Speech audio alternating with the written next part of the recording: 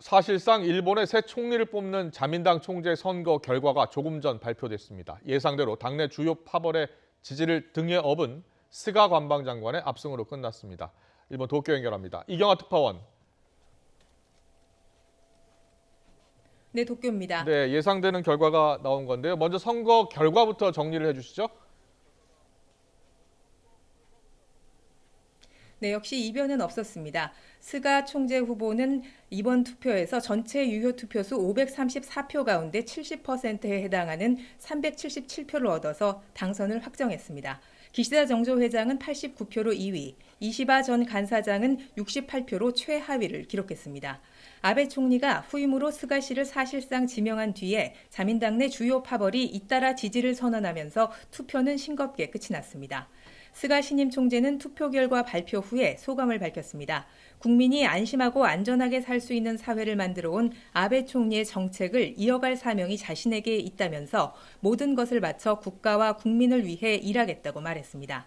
스가 신임 총재는 잠시 뒤인 오후 6시에 자민당 당사에서 기자회견을 갖고 당선 소감과 앞으로의 국정 운영에 대한 입장을 밝힐 예정입니다. 곧 자민당 당직 인사가 예정돼 있는데 스가 후보의 가장 강력한 우군인 니카이 간사장 등은 유임이 유력한 상황입니다. 스가 신임 총재는 오는 16일 임시국회에서 총리 지명 투표를 거쳐 정식으로 제99대 일본 총리에 취임할 예정입니다. 스가 신임 총재는 관방장관으로는 익숙한데요. 개인적인 면모는 잘 알려지지 않았습니다. 어떤 인물입니까? 네, 올해 71살인 스가 신임 총재는 정계 입문 40여 년 만에 권력의 최정점에 오른 입지전적인 인물입니다. 일본 동북지방 아키타현 출신인데요. 농사를 이어받기 싫어서 상경했다고 본인이 밝힌 바가 있습니다. 그 뒤 골판지 공장 등에서 아르바이트 등을 하면서 대학을 마쳤고 일반 회사에 취직했다가 26살에 정치에 인생을 걸기로 다짐합니다. 11년간 의원 비서관 생활을 거쳐서 요코하마 시의원 그리고 1996년 중의원에 첫 당선된 것으로 중앙 정치 무대에 진출합니다.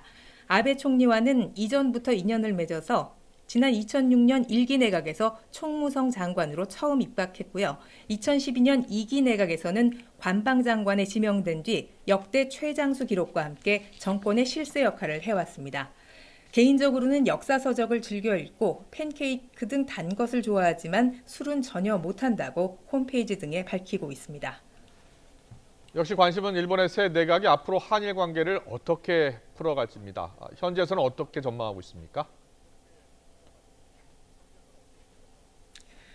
네, 스가 신임 총재는 이전부터 아베 내각의 주요 정책을 계승하겠다는 입장을 밝혀왔습니다. 특히 외교 분야에서 아베 총리가 거둔 성과를 대단히 높이 평가하면서 앞으로도 조언을 듣겠다고 말하기도 했습니다.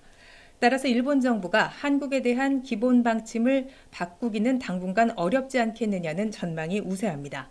역사 문제에 대한 양국의 입장 자체가 현 단계에서 바뀌기는 어렵겠지만 경제와 민간 교류에서는 조금 유연한 자세를 보일 여지가 있습니다.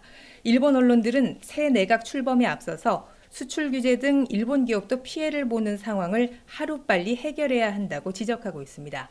스가 신임 총재 역시 휴대전화 요금 인하 등을 주요 정책으로 내세우는 실용주의적인 정책을 지향하고 있다는 점을 눈여겨봐야 할 것 같습니다.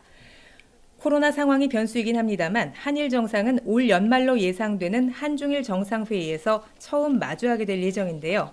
이 자리에서 어떤 성과를 만들어내느냐가 양국 관계의 앞날을 가늠할 중요한 계기가 될 것으로 보입니다.